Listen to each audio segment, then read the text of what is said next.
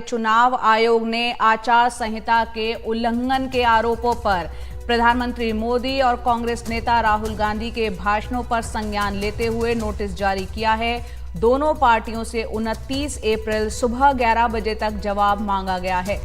तो चुनाव आयोग ने जवाब मांगा है 29 अप्रैल सुबह 11 बजे तक, और ये जवाब मांगा गया है ये पार्टी जो प्रेसिडेंट हैं, दोनों ही पार्टियों के पार्टी प्रेसिडेंट को ये नोटिस पहुंचा है।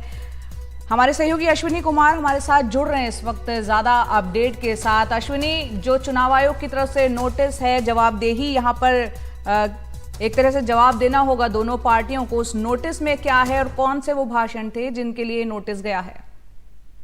तो राहुल गांधी और प्रधानमंत्री दोनों को ही नोटिस दिया गया है, और ये नोटिस पार्टी अध्यक्षों को दिया गया है क्योंकि दोनों ही पार्टियों के स्टार कैंपेनर हैं।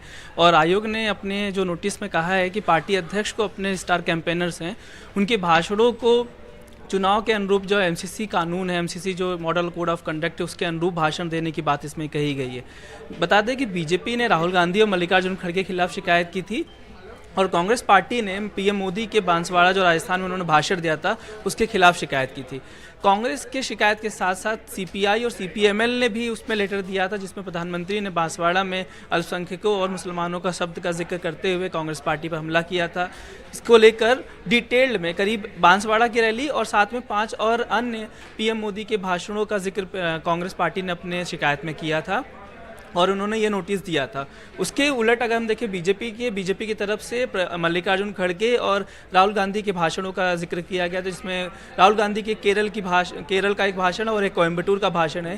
केरल में उन्होंने लैंग्वेज को लेकर प्रधानमंत्री और भाजपा पर अटैक किया था, और कोयम्बटूर में भी उन्होंने तमिल लैंग्वेज को लेकर किया था। तो बीजेपी का कहना है कि प्रधानमंत्री देश की बात करते हैं, एक भाषा की बात करते हैं, लेकिन उसको डाइवर्ट करके उसको गलत तरीके से राहुल गांधी और मल्लिकार्जुन खड़गे प्रेजेंट कर रहे हैं, जो कि गलत है, चुनाव आचार संहिता का उल्लंघन है, इसलिए इन पर कार्रवाई होनी चाहिए। तो दोनों पार्टियों ने शिकायत की थी, और काफ़ी समय से दोनों पार्टियां आयोग से मिल चुकी थी, लेकिन कार्रवाई नहीं हो रही थी। हालांकि आज नोटिस आ गया है। अब दोनों ही पार्टियों के अध्यक्षों को कहा गया है कि वो जल्दी से जल्द इलेक्शन कमीशन को अपना जवाब फाइल करें।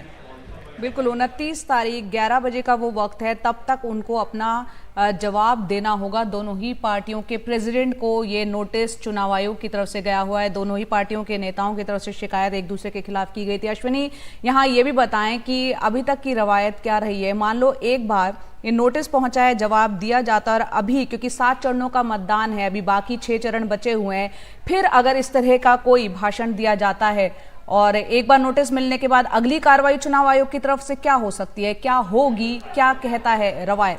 दरअसल अगर हम इससे पहले का एग्जांपल देखें तो सुप्रिया सुरनेत और जो भाजपा के बंगाल प्रदेश अध्यक्ष थे, पूर्व प्रदेश अध्यक्ष, उनको भी ऐसे ही भाषण के लिए नोटिस दिया गया था, जिसमें उन्होंने ममता बनर्जी के खिलाफ भाषण दिया था, गलत बयानबाजी की थी, और सुप्रिया श्रीनेत ने कंगना रनौत को लेकर गलत बयानबाजी की थी। तो उसको लेकर भी आयोग ने दोनों ही कैंडिडेट्स के अलावा जिन्होंने भाषण दिया था, उसके अलावा उनके पार्टी अध्यक्षों को नोटिस दिया था, जिसमें उन्होंने कहा था कि बतौर अध्यक्ष आप अपने नेताओं पर लगाम लगाएं, उनको इस तरह के भाषण देने पर रोक लगाएं। तो ये पहले से कवायद रही है कि आयोग हमेशा से पार्टी अध्यक्ष को पहला नोटिस देता है कि वो अपने नेताओं पर लगाम लगाएं, एमसीसी नियमों का पालन करें, जो भी भाषण दे रहे हैं उसमें संयमित रखें, और किसी का आचरण या झूठा ऐसा क्लेम ना करें जिसको कोई पार्टी या कैंडिडेट हुआ है, उम्मीदवार जो बोल रहा है वो उसको प्रूव ना कर सके। हालांकि अगर रिपीटेटिव ऑफेंस होता है, जैसे कि अगर आप देखें कि हेमा मालिनी वाले बयान में, जिसको लेकर क्योंकि उन्होंने महिलाओं के खिलाफ टिप्पणी की थी, तो आयोग ने सख्त उस पर कदम उठाते हुए पहले उनको नोटिस किया। नोटिस के बाद उनको जवाब देने का समय दिया गया। नोटिस का जवाब उन्होंने दिया सुरजेवाला ने, लेकिन आयोग उसे सेटिस्फाइड नहीं हुआ, और अंततः आयोग ने उन्हें 48 घंटे की रोक लगा दी।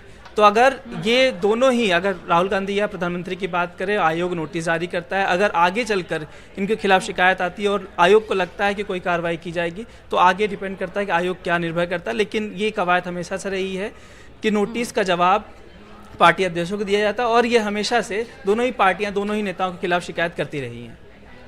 बहुत बहुत शुक्रिया अश्विनी इस पूरे अपडेट के लिए। उम्मीद करते हैं चुनाव आयोग की तरफ से जो ये नोटिस दिया गया है उसके बाद कहीं ना कहीं जो नेतागण हैं अपने भाषणों पे कुछ लगाम लगाएंगे और मॉडल कोड ऑफ कंडक्ट जिसे कहते हैं चुनाव आचार संहिता, उसका पालन करेंगे।